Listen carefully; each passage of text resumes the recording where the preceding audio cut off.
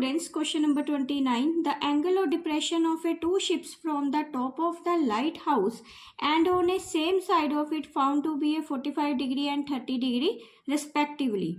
If the ship are 200 meter apart, find the height of lighthouse.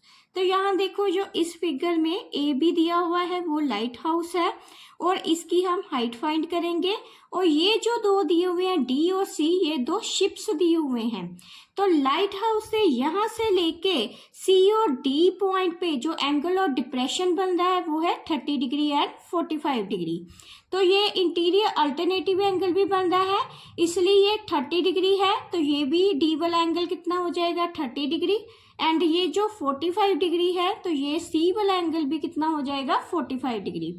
और ship D से लेके जो सी तक की दूरी है वो कितनी है 200 मीटर। तो हम फाइंड क्या करेंगे, हाइट ऑफ लाइट हाउस। तो ये जो हाइट है लाइट हाउस की वो हम फाइंड करेंगे।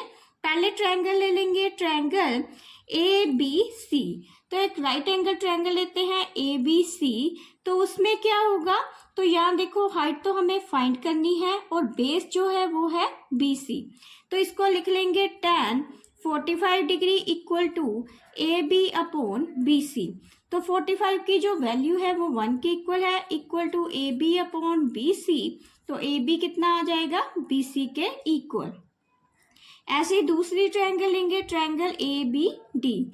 तो राइट एंगल ट्रायंगल ले लेंगे ए बी डी में tan 30 डिग्री कितना हो जाएगा परपेंडिकुलर अपॉन बेस। तो परपेंडिकुलर कितना है ए बी अपॉन बेस कितना दिया है बी डी। तो tan 30 की वैल्यू कितनी होती है 1/√3 और ए बी कितना है h और बी डी को हम स्प्लिट करके ऐसे भी लिख सकते हैं D C plus C B.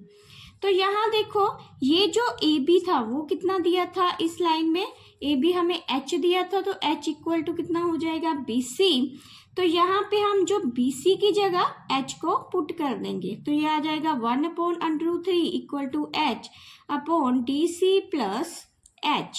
तो इसको क्रॉस मल्टीप्लाई करेंगे तो ये आ जाएगा D C plus H equal to h√3।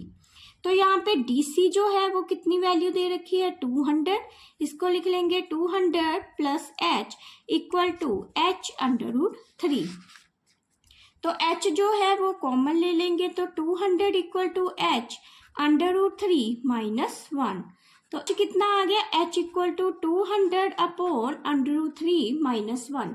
अब जो डिनोमिनेटर में है वो √-1 आ रहा है तो इसको हटाने के लिए रैशनलाइज करेंगे। तो प्लस के साथ न्यूमिनेटर और डिनोमिनेटर से मल्टीप्लाई कर देंगे।